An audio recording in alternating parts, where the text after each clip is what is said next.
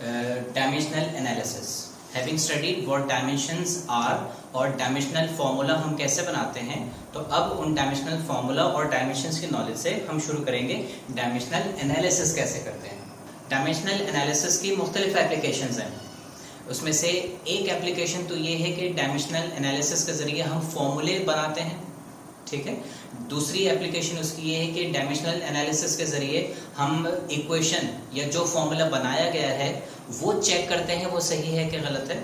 तो हमारे कोर्स में फिलहाल जो एप्लीकेशन दी गई है वो दूसरी वाली एप्लीकेशन है, जिसमें हमें ये कहा जाता है कि डायमेंशनल एनालिसिस के जरिए ये साबित कीजिए कि कोई भी इक्वेशन सही है या गलत है। फिजिक्स का कोई भी फॉर्मूला आपको दिया जाएगा और आपसे कहा जाएगा कि प्रूव कीजिए using dimensional analysis this equation is right और रॉन्ग। अच्छा, उसके लिए जो प्री रेक्विजिट्स थे वो हमने देखे, डायमेंशंस क्या होती हैं, कैसे बनाई जाती हैं, और कुछ डायमेंशंस हमने डायमेंशनल फॉर्मूले उसके पढ़े थे। उनमें से जो डायमेंशनल फॉर्मूले हमें याद होने चाहिए हैं वो है 5, ठीक है। कौन कौन से? लेंथ का डायमेंशन है कैपिटल L, मास की डायमेंशन M, टाइम की डायमेंशन कैपिटल T, ये 3 तो ये हो गए। चौथी डायमेंशन हमें स्पीड की याद होनी चाहिए, चौथा डायमेंशनल फॉर्मूला स्पीड का LT-1। पांचवा एक्सेलरेशन का डायमेंशनल फॉर्मूला हमें याद होना चाहिए, दैट इज LT-2। इसके अलावा कभी कभी हमें जरूरत पड़ेगी और वो जरूरत पड़ेगी फोर्स और एनर्जी की।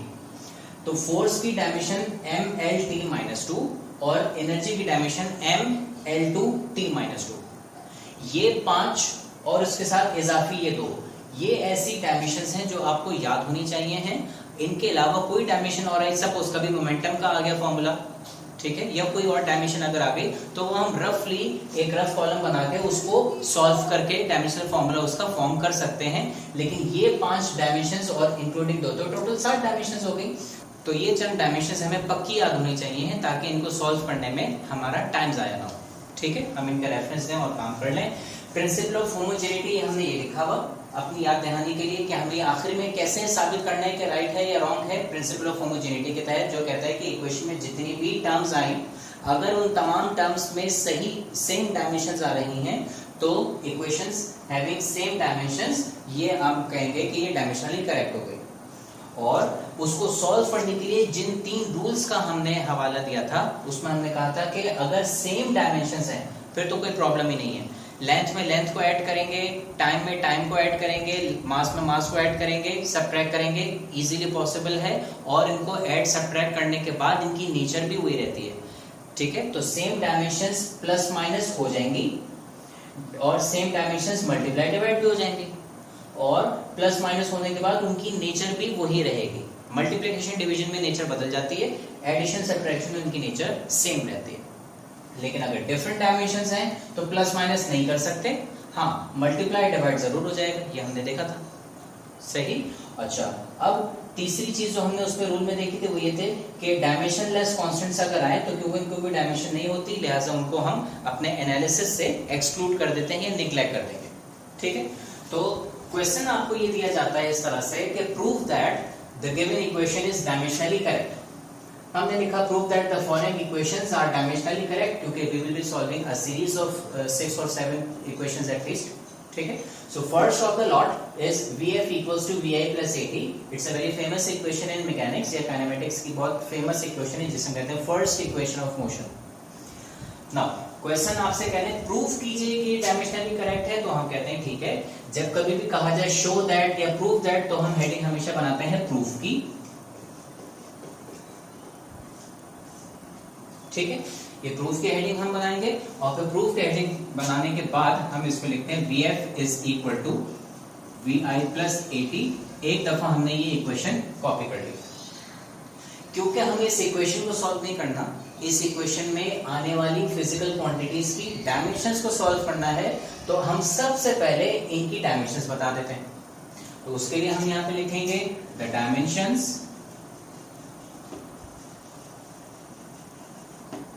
of these physical quantities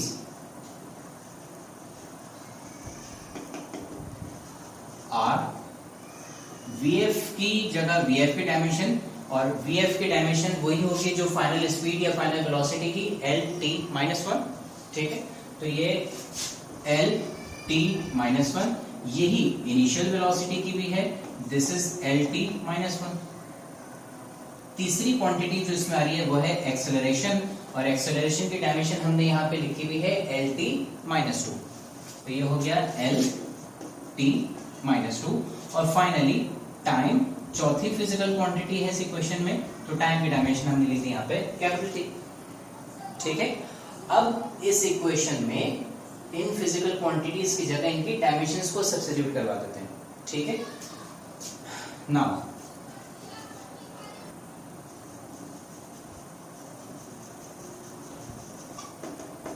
substituting these dimensions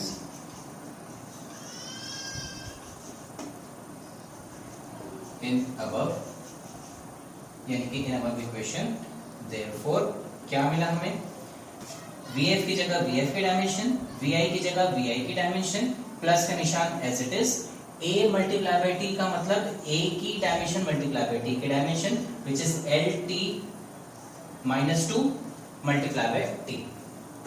ठीक है, थोड़ा सिंप्लीफाई करते हैं इसको, which implies that L T minus one is equal to, ये L T minus one as it is रहेगा, यहाँ कोई सिंप्लीफिकेशन होती नजर नहीं आ रही। इस टर्म में, सेकंड टर्म में टी की पावर प्लस वन और माइनस टू, ये एक जगह लिख करके लिखी जा सकती हैं। तो इसको हमने अलजेब्रा के प्रिंसिपल के तहत मल्टीप्लिकेशन में अगर बेसिस सेम हो तो उनकी पावर्स ऐड हो जाती है, माइनस टू इसकी पावर प्लस वन इसकी पावर, तो ये हमारे पास इसका आंसर बन जाएगा L T minus one equals to, ये L T minus one as it is plus minus two plus one, plus minus minus होगा और साइन बड़े नंबर की, तो ये एल टी माइनस वन बन जाएगा। ठीक है, नाउ आप अगर यही नोट करें तो यही हमें अंदाजा हो गया कि हमारी इक्वेशन प्रूव हो गई, because principle says all the terms in the equation must have same dimensions for that equation to be correct। इस इक्वेशन में तीन टर्म्स आ रही हैं और तीनों की सेम डायमेंशंस हैं, तो अगर आप यहाँ पे ब्लॉक करके और प्रिंसिपल ऑफ होमोजेनिटी का रेफरेंस दे दें तो आपकी इक्वेशन बिल्कुल ठीक कंसिडर की जाएगी, यानी कि आपका प्रूफ बिल्कुल सही माना जाएगा। We do a single step further, हम जानते हैं कि सेम फिजिकल क्वांटिटीज हैं, सेम फिजिकल क्वांटिटीज हैं, सेम डायमेंशंस हैं, तो इनकी एडिशन सब्ट्रैक्शन बिल्कुल हो सकती है और रिजल्ट में इनकी नेचर पे कोई फर्क नहीं पड़ेगा। So this is what, this is speed या वेलोसिटी, तो ऐड होने के बाद ये स्पीड या वेलोसिटी ही रहेंगी, लिहाजा हमने इसको यहाँ पे लिख दिया, which implies that L T minus one is equal to L T minus one, that is speed is equal to speed, thus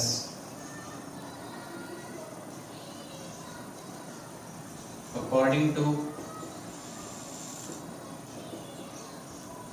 to principle of homogeneity,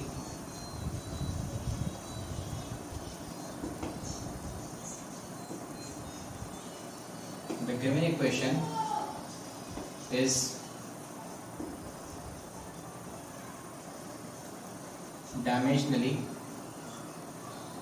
correct।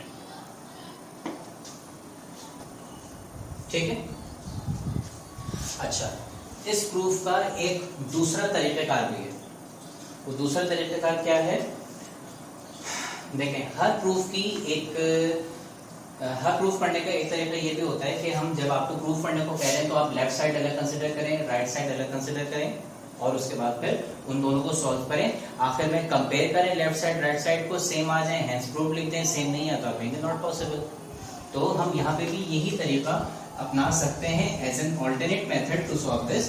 तो आपने ये लिखा VF equals to VI plus AT, dimensions आपने ये लिख दी। ठीक है, अब आप लिखें यहाँ पे कंसिडर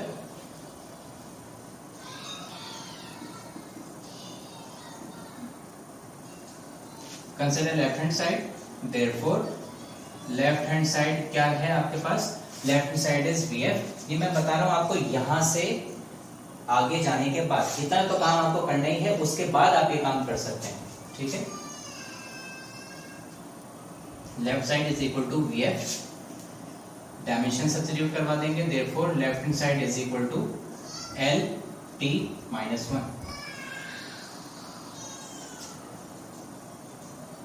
इसको कह दीजिए इक्वेशन नंबर 1। ठीक है, अब करेंगे हम consider right hand side.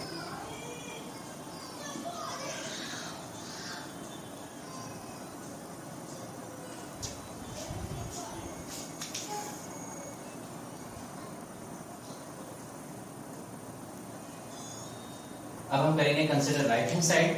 Therefore right hand side हमारे पास क्या है, right hand side is equal to ये सब कुछ vi plus AT, vi plus AT, which implies that right hand side is equal to vi की जगह vi की dimension which is lt minus 1 plus a की जगह a की dimension lt minus 2 multiply by t, इसकी जगह t की dimension that is capital T।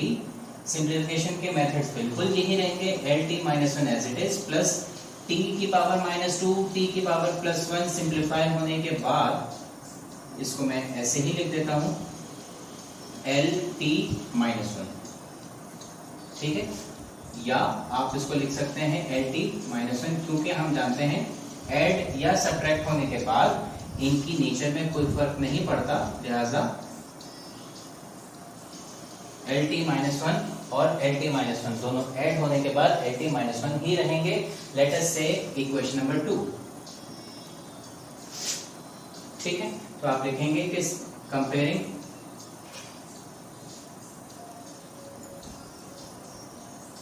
One and two, therefore left hand side is equal to right hand side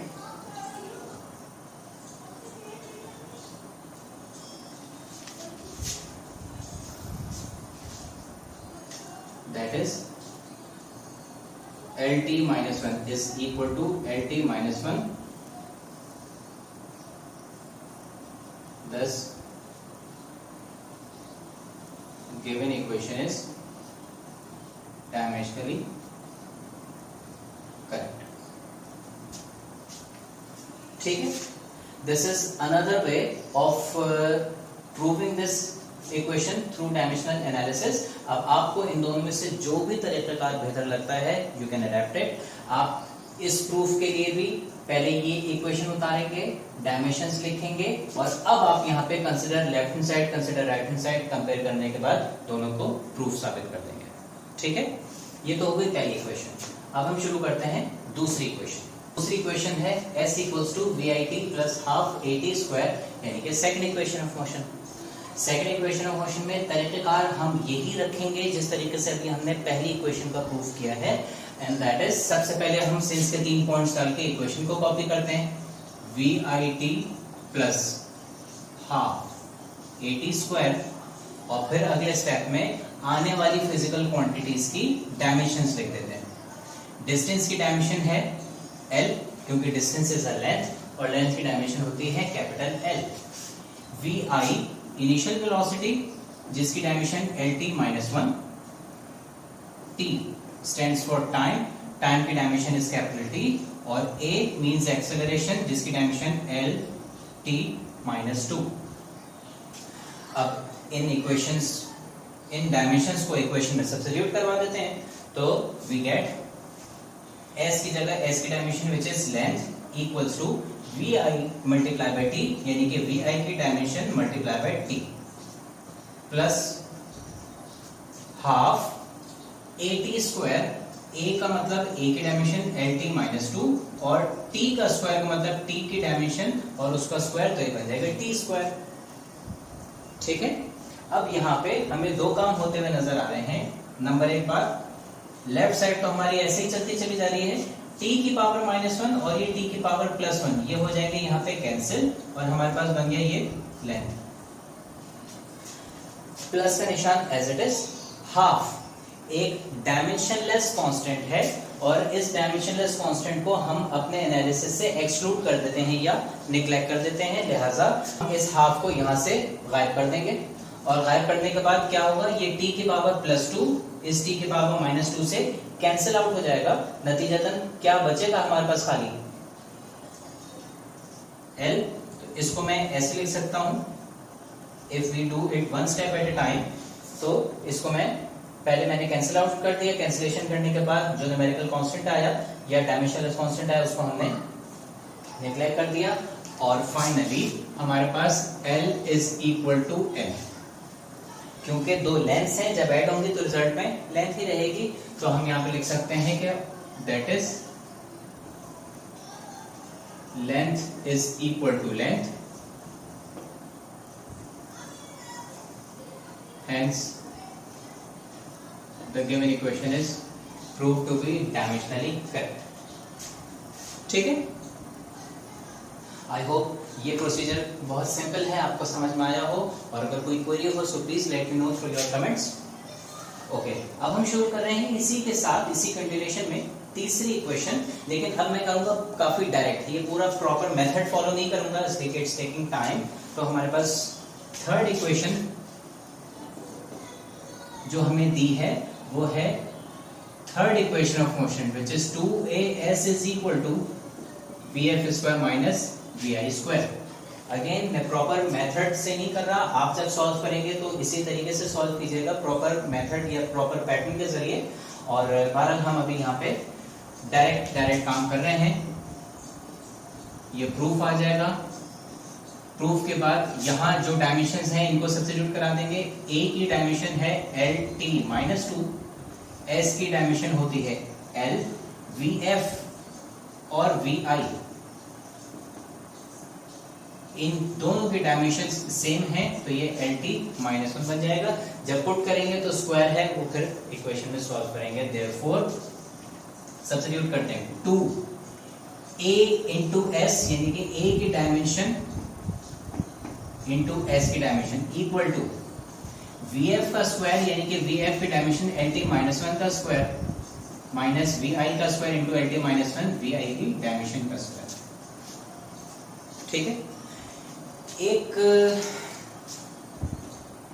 हमें जो यहाँ पे नजर आ रहा है वो ये कि इस 2 को हम हटा सकते हैं because it's a dimensionless constant. ठीक है, और साथ साथ इस लेंथ से लेंथ को मल्टीप्लाई करा देंगे तो ये बन जाएगा L2t माइनस 2 इक्वल टू, ये स्क्वायर जब यहां अप्लाई होगा तो ब्रैकेट के अंदर आने वाले एक एक फैक्टर के ऊपर अप्लाई होगा, तो लेंथ पे जाएगा तो लेंथ का स्क्वायर, t की पावर माइनस 1 पे जाएगा तो t की पावर माइनस 2, और यही यहाँ पे ये स्क्वायर जब लेंथ पे आएगा तो लेंथ का स्क्वायर, t माइनस 1 पे आएगा तो t माइनस 2 बन जाएगा। सही, फिर हम जानते हैं, अच्छा ये ना समझिएगा कि ये और ये सेम लिखे हुए तो कैंसिल आउट हो जाएंगे, ऐसा नहीं होगा। क्यों? क्योंकि हमने कहा था कि सेम डायमेंशंस को जब हम ऐड सब्ट्रैक्ट करते हैं तो उनकी नेचर पे कोई फर्क नहीं पड़ता, वो रिजल्ट में हमें वही फिजिकल क्वांटिटी रिटर्न करते हैं जो दो फिजिकल क्वांटिटीज ऐड या सब्ट्रैक्ट हुई होती है। हो सकता है ये लिखा हो किसी बॉडी की फाइनल वेलोसिटी हो 10 और इनिशियल वेलोसिटी हो 5, तो 10 का स्क्वायर कितना बन जाएगा 100, 5 का स्क्वायर कितना बन जाएगा 25, तो 100 माइनस 25 का आंसर बनेगा 75। आप कैंसिल आउट कर देंगे तो 0, ये तो इक्वेशन ही गलत हो जाएगी। ठीक है, आप कैंसिल आउट कर देंगे तो ये बन जाता 0, ये तो इक्वेशन ही गलत हो जाएगी कि लेफ्ट साइड पे कुछ लिखा हुआ है, राइट साइड पे हमारे पास 0 आ रहा है। सही, तो हम माइनस निशान देके कैंसिल नहीं कराते, हम क्या करते हैं, हम ये करते हैं कि जब दो डायमेंशंस ऐड या सब्ट्रैक्ट हो रही होती हैं सेम डायमेंशंस, तो उनका रिजल्ट वही रिपीट कर देते हैं। ठीक ऐसे जैसे हमने यहाँ पे कहा था कि लेंथ प्लस लेंथ को हमने लेंथ ही लिख दिया था, उसी तरह इसमें से इसको माइनस कराएंगे तो हमारे पास यही बच जाएगा। ठीक है, तो ये हमारे पास हो गया L2t minus 2 equal to L2t minus 2, ये हो गया हमारे पास हेंस प्रूफ। अब L2t माइनस 2 किसकी डायमेंशन है ये तो हमें नहीं पता, किस फिजिकल क्वांटिटी की डायमेंशन है ये तो हमें नहीं पता, क्योंकि हमारे पास यहाँ पे भी प्रोडक्ट आ रहा था दो फिजिकल क्वांटिटीज का। एक फिजिकल क्वांटिटी होती जैसे यहाँ पे लिखा हुआ था S, ठीक है, तो हमने उसको लिख दिया लेंथ। इससे पिछले वाले सवाल में आता है VF इक्वल्स टू, तो एक क्वांटिटी आ रही थी, ये प्रोडक्ट है तो उसको हम नहीं लिखते नाम से, हम इसको बस यहीं पे ब्लॉक करके हेंस प्रूफ करके लिख देते हैं। ठीक है, नेक्स्ट हमारी बनेगी चौथी इक्वेशन, और वो चौथी इक्वेशन हम ले लेते हैं t is equal to 2 pi under root L upon G। ठीक है, या बल्कि काम करते हैं m अपॉन k ले लेते हैं जो स्प्रिंग के टाइम पीरियड की इक्वेशन थी, L अपॉन जी वाली ये हम होमवर्क के तौर पे सॉल्व कर लेंगे। तो यहां मैं आपको होमवर्क प्रैक्टिस क्वेश्चंस के लीजिए, ठीक है।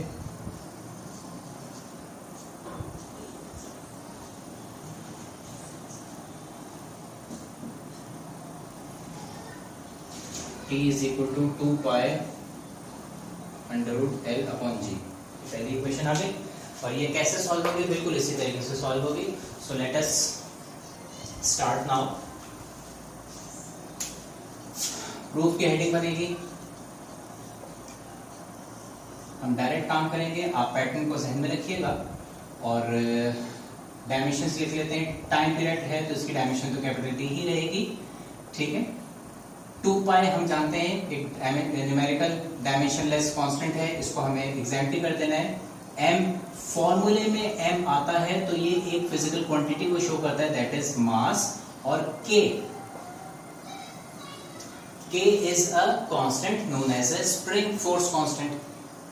ये स्प्रिंग कांस्टेंट की डायमेंशन क्या होती है ये तो हमें पता ही नहीं, इसकी यूनिट क्या होती है ये भी हमें नहीं पता, याद नहीं होती, ठीक है। It is not being commonly used. तो फिर आखिरी हमारे पास हल क्या बचता है, आखिरी हल ये बचता है कि इस k का कोई फॉर्मूला ढूंढो, स्प्रिंग कांस्टेंट वाले k का कोई फॉर्मूला ढूंढो, ठीक है। तो स्प्रिंग कांस्टेंट का जब नाम आता है तो पहले जहन में आता है नाम हुक्स लॉ का, और हुक्स लॉ में हमने ये पढ़ा था Fs equals to kx minus kx या F equals to kx। Minus sign अगर हटा दें तो हम सिर्फ यहाँ पे k की वैल्यू अगर निकालना चाहें तो this is f upon x। वैसे ही हमने पिछले लेक्चर में ये मैंने आपको होमवर्क दिया था फाइंड आउट करने को, तो जिन्होंने नहीं किया वो ऐसे देख लीजिए, फोर्स अपॉन डिस्प्लेसमेंट डिवाइड होंगे, फोर्स और डिस्प्लेसमेंट तो स्प्रिंग कांस्टेंट देगा, इन दोनों की डायमेंशंस डिवाइड हो जाएंगे तो स्प्रिंग कांस्टेंट की डायमेंशन आ जाएगी। यहाँ से हमें यूनिट इसकी पता चली, फोर्स है तो फोर्स यूनिट न्यूटन होती है, x डिस्प्लेसमेंट है तो इसकी यूनिट मीटर बनेगी, तो इसकी यूनिट क्या बनी, न्यूटन्स पर मीटर। डायमेंशन क्या बनेगी, फोर्स की जगह फोर्स की डायमेंशन विच इज m/L/t-2 वहां पे भी लिखी हुई है, divided by x। x is displacement, displacement का मतलब लेंथ, लेंथ से ये लेंथ कैंसिल, हमारे पास बचा m/t-2। तो ये हमारे पास k की डायमेंशन आ गई विच इज m/t-2। सब्स्टिट्यूट कराते हैं इन डायमेंशंस को यहाँ पे, therefore t is equal to 2 pi under root m upon k, m का मतलब m की डायमेंशन, k का मतलब k की डायमेंशन विच इज m/t-2।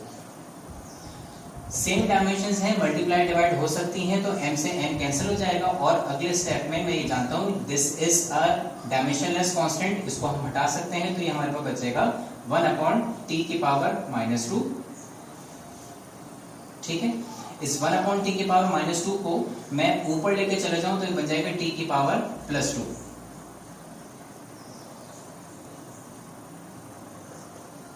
ठीक है। t के स्क्वायर से ये स्क्वायर रूट कैंसिल हो जाएगा, तो फाइनली हमें मिलेगा t इक्वल्स टू t, यानी कि time period is equal to time period as proof, ठीक है। पांचवी इक्वेशन जो हमें सॉल्व करनी है that is f is equal to 1/2L under root t upon mu, ठीक है। इसको मैं, ठीक है, इसको मैं मिटा रहा हूं।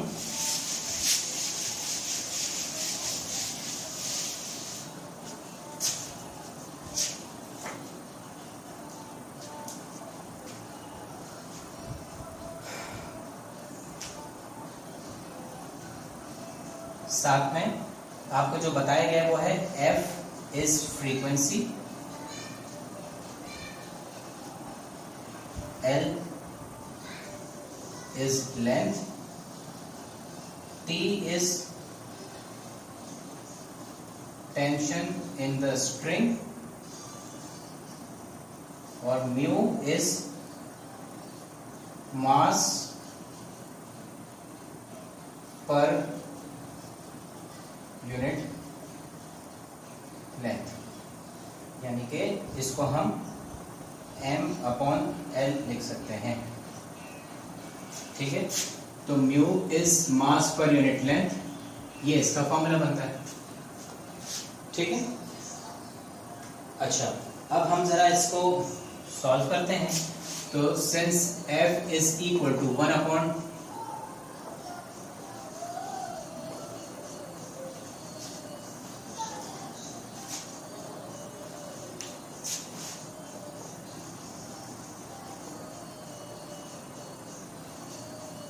हम इसको सॉल्व करते हैं। तो ये इक्वेशन हमने पहले यहाँ पे उतारी। अब जरा इनके डायमेंशंस देखते हैं।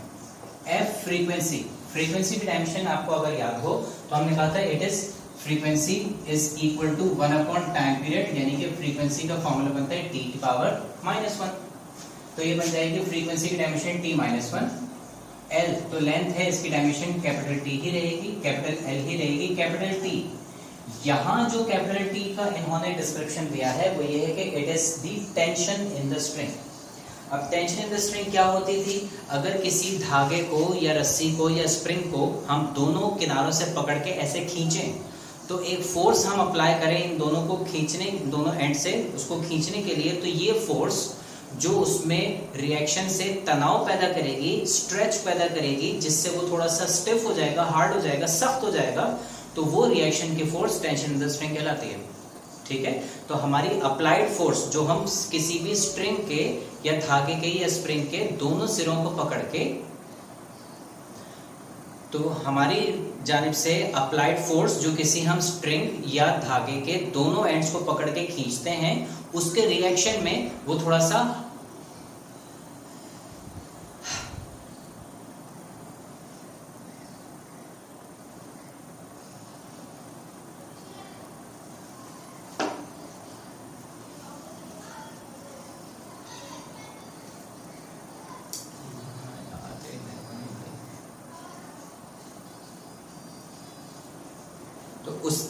तो हमारी अप्लाइड फोर्स के अगेंस्ट जो हम किसी स्प्रिंग या स्ट्रिंग या धागे या रस्सी के दोनों एंड्स को पकड़ के खींचने पे लगाते हैं, उसके रिएक्शन में स्ट्रिंग के अंदर, उस रस्सी या धागे के अंदर एक स्ट्रेच प्रोड्यूस होता है जिससे वो सख्त होना शुरू हो जाता है। दैट रिएक्शन की force is known as tension in the string. ठीक है, तो बहरहाल क्या हुई टेंशन इन द स्ट्रिंग? एक रिएक्शन की फोर्स, बस फोर्स। ठीक है, अब अगर ये फोर्स है तो इसकी डायमेंशन वही होनी चाहिए जो फोर्स की होती है, दैट इज mL/T-2। और म्यू को इन्होंने कहा है ये मास पर यूनिट लेंथ है। मास पर यूनिट लेंथ का मतलब इसकी डायमेंशन क्या बनेगी? इसकी डायमेंशन मास की dimension which is capital M upon length that is capital L, यानी कि mL-1। ठीक है, तो ये जो सवाल में आपको बताया है उस सवाल के मुताबिक हमने ये लिख दिया ऐसे। तो ये जो सवाल में आपको बताया है उसके मुताबिक हमने ऐसे लिख दिया इसको। ठीक है, अब जरा इसको क्विकली सॉल्व करते हैं। देयरफॉर f की जगह f की dimension that is t-1 equal to 1/2L under root tension which is mL/T-2 divided by mu. Mu की हमने डायमेंशन निकाली mL-1। ये म्यू का डायमेंशनल फॉर्मूला आ गया। इस m से ये m कैंसिल। अगले स्टेप में हम क्या कर रहे हैं? अगले स्टेप में हम इस 2 को वाइप कर रहे हैं क्योंकि ये न्यूमेरिकल डायमेंशनलेस कांस्टेंट है, लिहाजा हम इस 2 को खत्म कर देंगे। तो दिस विल बी 1/L। मास से मास कट गया तो ये हमारे पास क्या बचा? स्क्वायर रूट में L/L-1, तो ये L into L+1 into T-2, यानी कि 1/L अंडर रूट में L इंटू L, यानी कि ये L की पावर 2 L स्क्वायर बन जाएगा और ये T की पावर -2 ऐसे हो जाएगा। ठीक है, which implies that T-1 is equal to this. अच्छा, मैं यहां पे इसको मैं आपकी आसानी के लिए L2T-2 ऐसे करके लिख सकता हूं, या यूं समझें कि स्क्वायर रूट जब इस L और T-2 पे खत्म होगा तो दोनों के 2 खत्म हो जाएंगे और 1 1 बच जाएगा। ठीक है, तो हम इसको ऐसे लिख लेते हैं, तो ये स्क्वायर रूट से ये और ये कैंसिल आउट हो जाएगा, तो हमारे पास बच जाएगा l और t minus 1।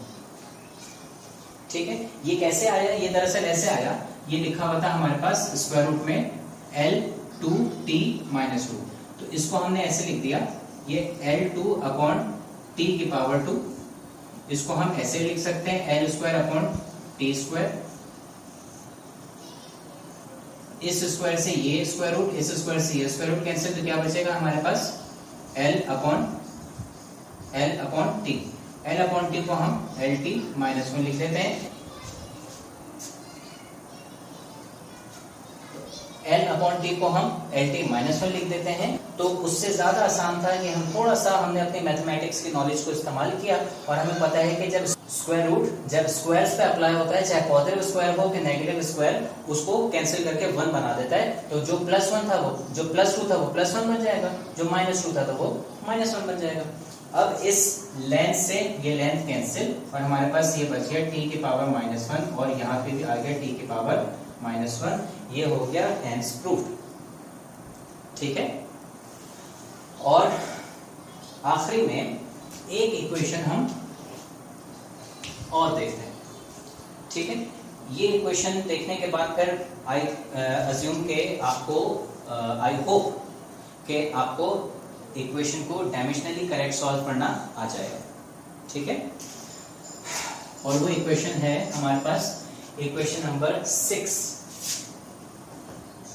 and that equation number 6 is r is equal to v naught square sin 2 theta upon g।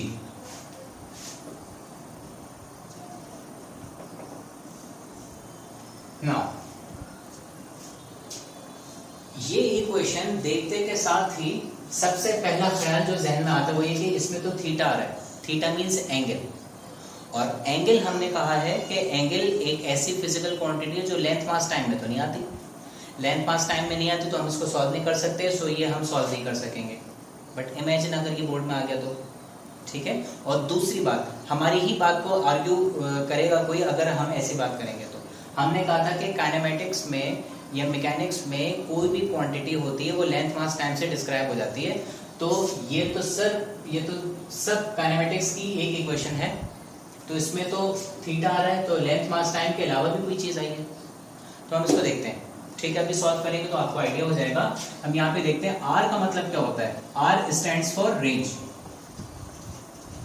और रेंज का मतलब होता है लेंथ, लेंथ है तो उसकी डायमेंशन क्या बनेगी, कैपिटल एल।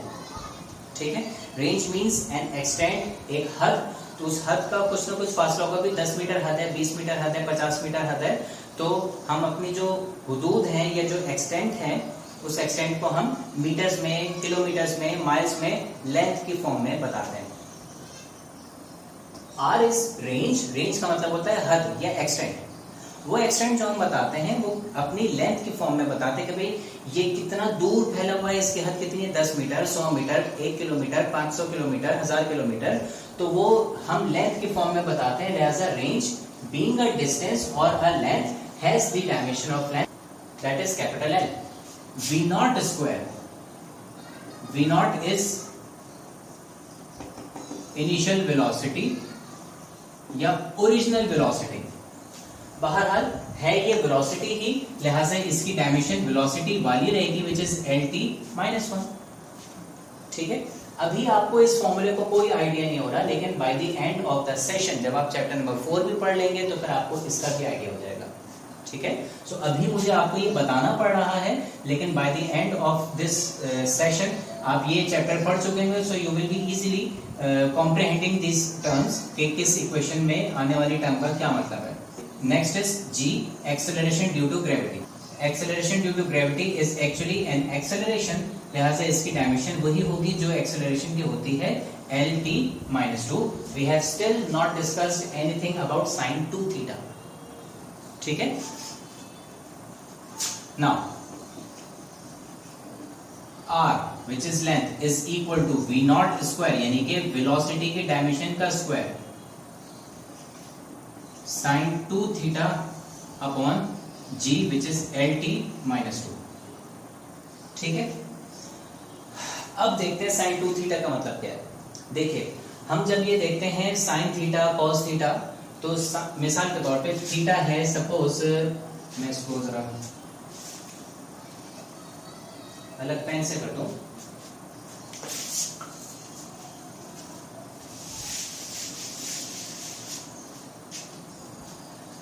तो theta is an angle suppose 30 degrees से, यानी कि सपोज, ठीक है।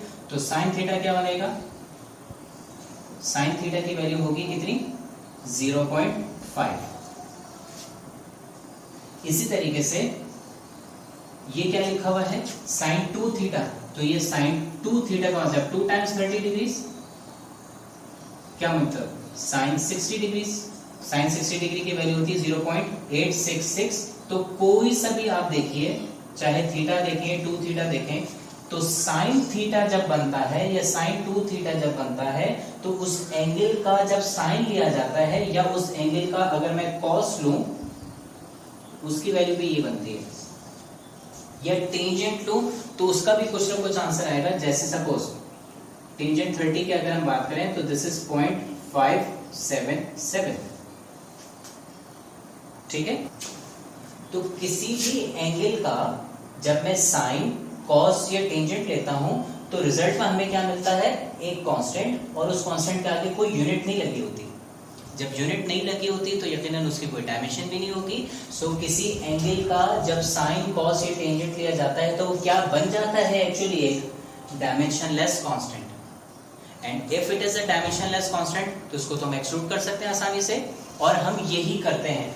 इस डायमेंशनलेस कांस्टेंट को साइन 2 थीटा को तो हम कहेंगे since sin 2 theta is a dimensionless constant, therefore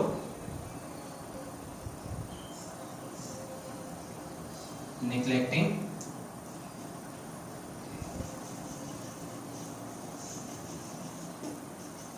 it we get since sin 2 theta is a dimensionless constant, therefore इसको नेग्लेक्ट कर लेते हैं तो हमें क्या मिल जाएगा, neglecting it we get length as it is आ गई। ये स्क्वायर जब यहाँ अप्लाई होगा तो ये l के ऊपर अप्लाई होगा तो ये l स्क्वायर, t की पावर -1 पे अप्लाई होगा तो ये t की पावर -2 बन जाएगी।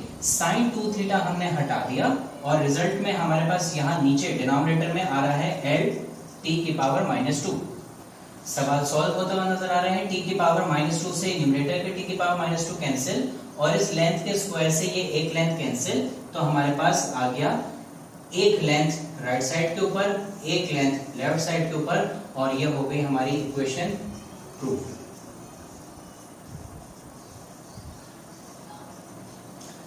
ठीक है। So this is how we deal with equations, या we can also prove equations involving trigonometric functions, क्योंकि जहां कहीं बस ये याद रखिएगा trigonometric function आएगा, रिजल्ट में आपको हमेशा एक डायमेंशनलेस कांस्टेंट मिलेगा।